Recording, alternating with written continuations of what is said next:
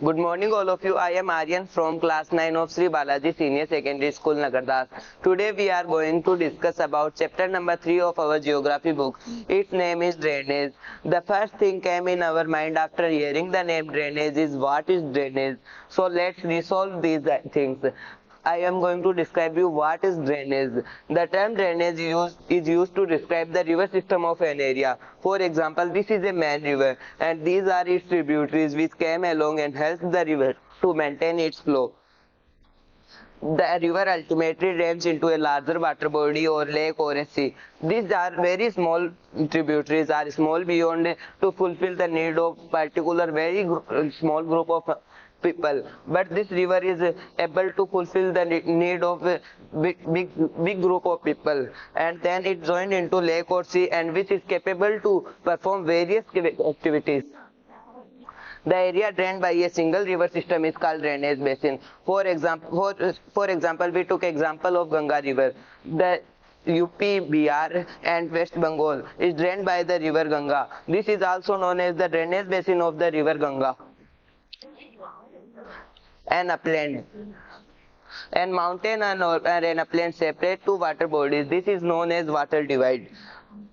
For example, this is a mountain and these are the source of water which creates two type of water bodies, but due to very low flow of water these rivers are not capable to remove these mountains, and this results in dividation of two water bodies. This is known as water divide. The drainage system of India are mainly controlled by broad divisions. The Indian rivers are divided into two types: Himalayan rivers and peninsular rivers. Himalayan rivers are Indus, Satluj, Yamuna, Ganga and Brahmaputra. Peninsular rivers are Mahanadi, Godavari, Krishna, Kaveri and Narmada and Tapi. The Himalayan rivers are perennial. Now a word comes, what is perennial? The perennial means the river which is not seasonal. It flows towards all over the year. The source of water for these rivers are rain, from melting of snow, from lofty mountains. Lofty mountains are that mountains which receives higher amount of snowfall, and the snow melts and results in formation of water for the rivers.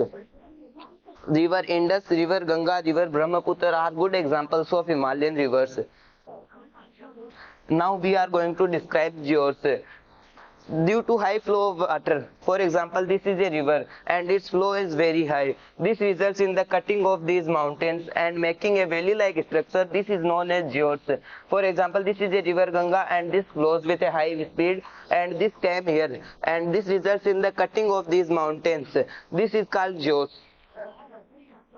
Himalayan rivers, they perform intensive erosional activity. Now a word comes, what is erosion? Now I am going to describe that when due to high pressure of the water, they carry huge amount of silt and sand with them from upper course to the lower and middle course. This results in the deposition of the silt and sand there, and this results in the formation of the plains.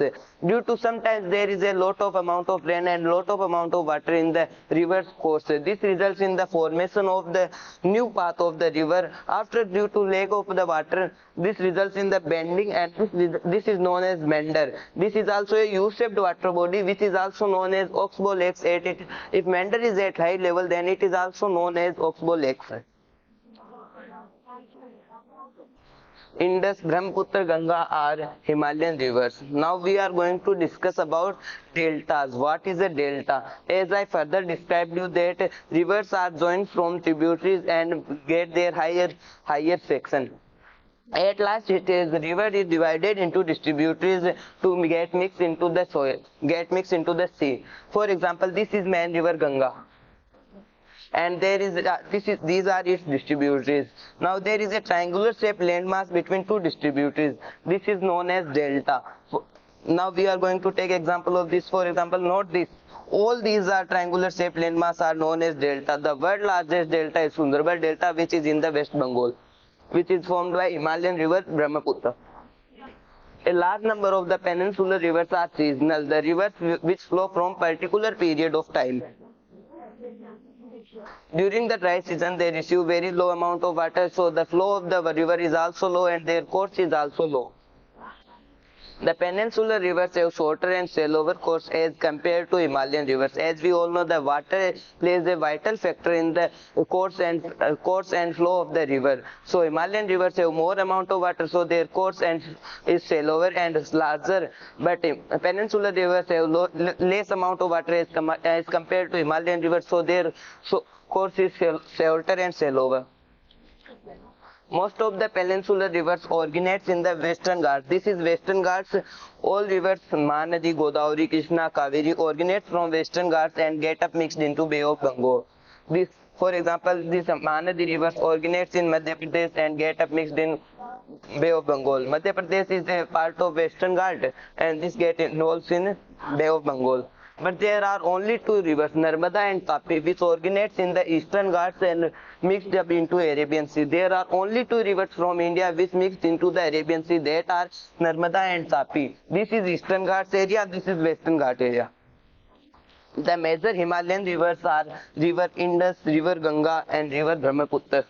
Now I am going to describe its tributaries. These rivers are long because they have larger amount of water. These are its tributaries, which some come from northern sides and some from southern sides.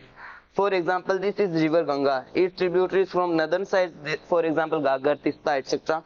And its tributaries from southern sides. There is a highlighted river in this. This is the river Yamuna. The river Yamuna is also itself a river and also a tributary of river Ganga because it mixes up at Allahabad in Ganga. As I described further, the drainage basin. The tributaries of Ganga from northern side, from southern side, and the river Ganga itself fulfills the need of the people of the UP, Bihar and West Bengal. So this is also the drainage basin area of this river Ganga, the river Brahmaputra.